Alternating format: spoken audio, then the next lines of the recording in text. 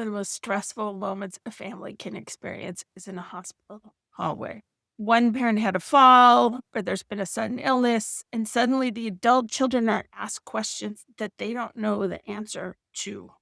Who has power of attorney? Where are the estate documents? What does my parent want if something happens to him or happened to her? I'm not sure what decisions I should make. How do I pay the bills? What's even owed? And if your parent owns rental property or they have another kind of real estate business or any kind of closely held business, the questions get even more complicated. Who collects the rent? Where are the leases stored? Who do I call if something breaks? I have to say, as a financial planner, I see a lot that families may spend years talking about investments and how to grow family wealth and pass it on to the next generation, but they don't spend any time talking to their parents about what do their parents want if they get older. If the client themselves are older, they're not talking to their kids about what they want to do as they get older. But these conversations are so important and they can prevent a lot of stress. Recently, my 86-year-old mom was in the hospital after a fall, and luckily she had updated her estate plan in the past year. And although she'd had some documents in place before, she discussed what she wanted with my sister and I. And that made it easier to make decisions about should she have surgery, what would happen after the surgery, where does she want to go if she needed rehabilitation. And that helped us make those decisions with confidence. Now she's back at home, recovering, thankfully. But the decisions are hard.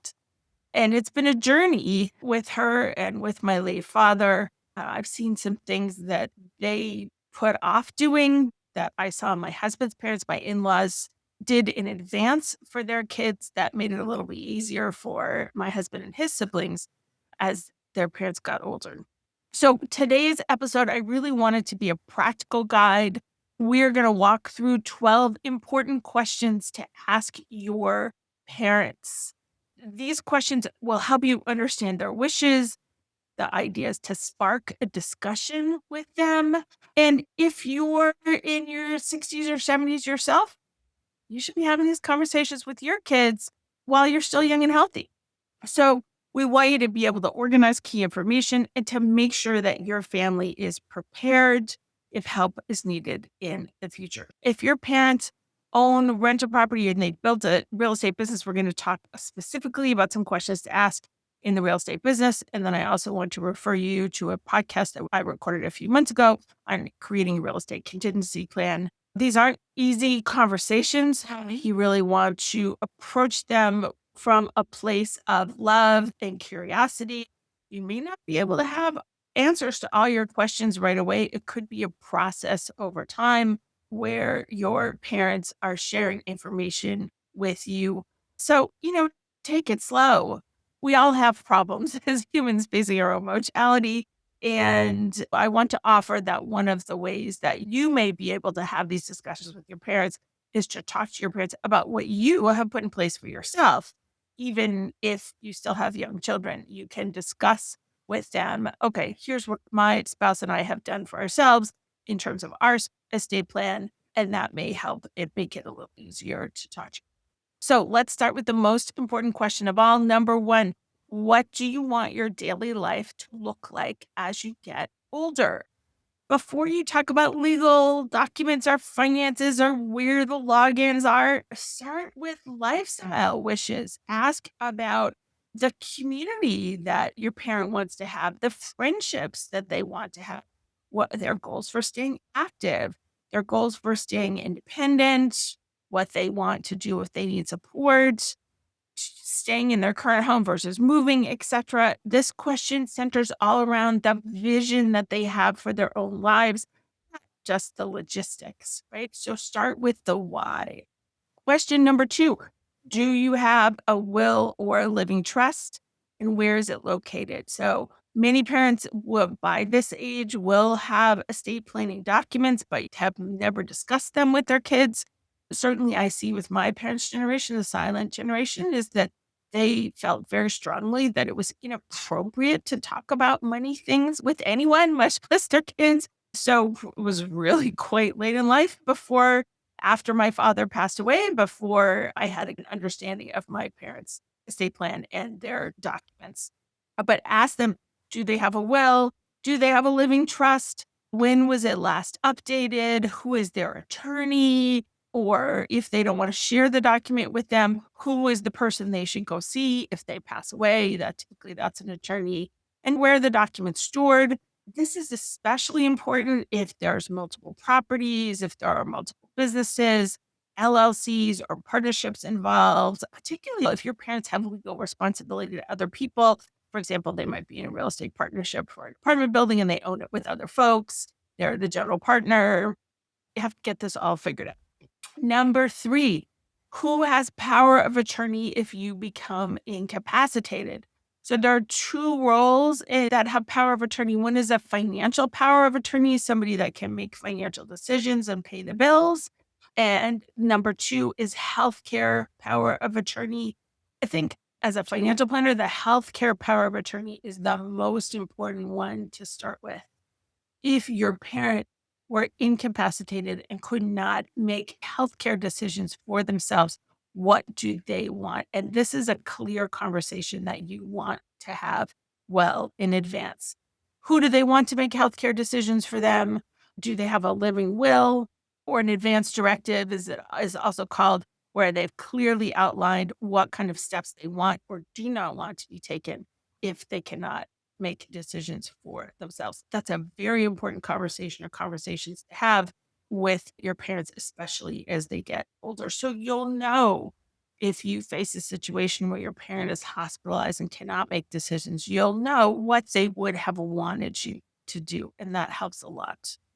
So without legal documents, either a financial power of attorney to take over paying the bills, for example, in case your parent is incapacitated for a long time, or healthcare power of attorney to make decisions if your parent cannot make decisions for themselves, and then an advance directive that lets you know what are their wishes if something happens to them. Without those documents, you're just floundering. And then question number 4, where do you keep everything? This isn't just your estate planning documents, although that's super important. Also, insurance policies, property deeds, tax returns, military records, their Medicare number. Knowing where all of those things are stored can save hours or even days in an emergency. I've heard stories from clients whose parents have gone to the hospital and they don't know what their parents' Medicare number is. They don't know what their health insurance provider is, for example, and this can really slow things down in an emergency. Number 5, what financial accounts do you have and how are they titled? Typically, this is a conversation you would have with your parent much later in life. Hopefully, your parents are happily paying their bills and staying on top of the finances for a good long time as they get older. But as your parent gets older, in particular, if you start to notice that there might be some cognitive issues, you really want to ask about bank accounts, brokerage accounts, retirement accounts, health savings accounts, etc. And more than anything, you want to encourage your parent, if you are the decision-making child, right? You want to encourage your parent to put you as a trusted person on their account. That doesn't mean you have any rights to the account, but in a brokerage relationship, for example, if you're working with a financial planner, that means that person would be able to pick up the phone and call you if you are a trusted contact, if they think that there might have been some fraud or somebody's trying to take advantage of your parent, for example. Make sure that you have a good idea about where everything is if you need to step in and take over at the end of life. Now, question number 6, do you have any debts or financial obligations that I should know about? So that includes mortgages, home equity loans, car loans, credit cards, personal loans, business loans, etc. A lot of times parents only discover those obligations after a crisis occurs. And particularly with things like mortgages, you got to make sure they get paid if your parent is in the hospital. So you want to make sure that you have a good idea about what the liabilities are that your parent is responsible for. Question number 7, what do I need to know about your insurance? What types of insurance does your parent have? As I mentioned, that health insurance, I would start with that. Their Medicare number, their health insurance provider. They may be able to add you as a trusted contact, for example, with their health insurance. So that can help a lot if you can log in and look at their medical records and communicate with doctors, for example. So that is over and above going to appointments with them. That can often be very helpful. Are there other insurance policies? Obviously, if your parent owns rental real estate, where all the property policies, if, there was a casualty event at one of the properties, for example, how could you make it quick? Question number 8 is specifically related to the real estate business. So tell me about your rental properties. Ask for a broad overview of the real estate business. This is something that you can do early when your parents are younger and healthier. Just you want to know what the locations, the property types, the LLC ownership structures, in particular, if there's co-ownership with any other individuals, that's an important thing to know.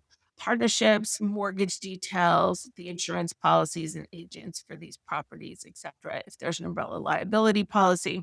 I have recently worked with a family whose young father passed away suddenly and had not organized all this information. And there was a relatively large portfolio. And it took a year for the executor to track down all the LLC information, where the bank accounts were for each LLC, what the insurance policies were, and if the named insureds were correct, for example, after their father died. And so that was very stressful for the family, and it was very time consuming and expensive.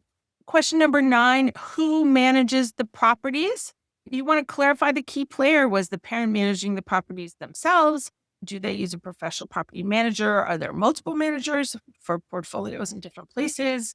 Do they use a leasing agent? Who are the key people on the real estate team? Is there a realtor that they typically use? What about contractors or handy person? Is there a bookkeeper?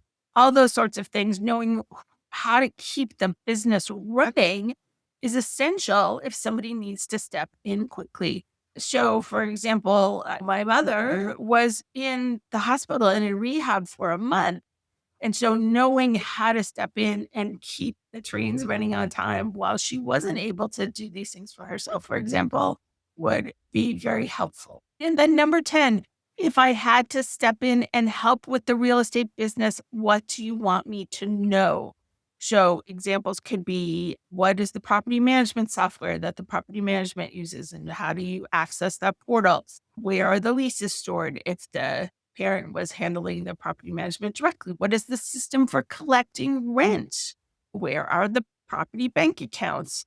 Are there certain vendors that you always use, like a certain handy person? Who do I call if there's a plumbing problem? And then, of course, the loan information. What loans have to get paid? Are they on auto payment, or is this something that we need to write a check for?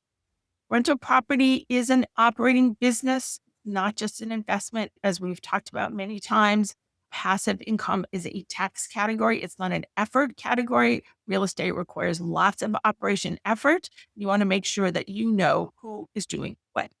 And finally, questions 11 and 12 are more in the financial planning category. Number 11, who are your professional advisors? Who is on your parents' team? The certified financial planner, the money manager, if they have one, CPA, their tax accountant, an estate planning attorney, an insurance broker, etc. Who's on their professional team? Ideally, over time, as your parents get older, as they head towards their 80s, for example, hopefully you've met everybody so that you know who to call if there's a problem, and they know to call you if there's a problem. Is your parent open to that conversation? And how can you meet these folks, and how can they know you and call you if something is needed? And then finally, number 12, if you need help with the daily tasks later in life, where do you want to live? This is probably the most difficult question to ask your aging parent. Certainly, when I look at my parents' situation, they really didn't want to discuss it. In fact, my father never discussed it until the very last days of his life. He was not open to having this conversation. He planned to stay at home without support.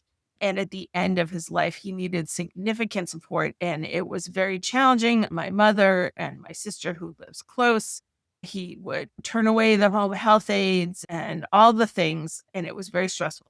So he wanted to stay at home without support. Wasn't really a good option for him. So you want to discuss about what the possibilities were. Staying at home with support, moving in with family, independent living communities, if they need help with lots of activities of daily living, or there are cognition problems or dementia, their feelings about assisted living or memory care. Families usually make these decisions under pressure, has been my experience. But what a wonderful gift to give to your own children, to communicate with them in advance what you would like to happen. And then certainly knowing your parents' wishes ahead of time will help you make decisions in that moment of crisis. These conversations can feel uncomfortable, but they're really one of the most meaningful gifts that you can give your family.